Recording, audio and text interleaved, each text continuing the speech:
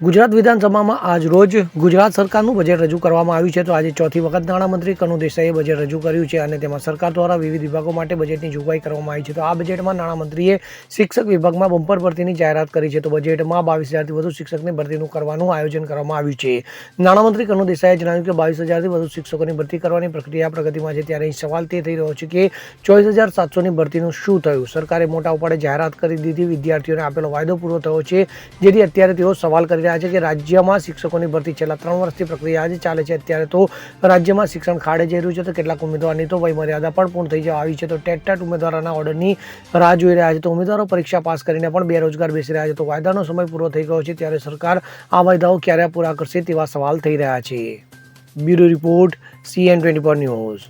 હવે જુઓ દેશ દુનિયાની તમામ ખબરો તમારી આંગળીના ટેરવે. ઉઠાવો મોબાઈલ અને Google Play Store પરથી ડાઉનલોડ કરો અમારી CN24 ન્યૂઝ મોબાઈલ એપ.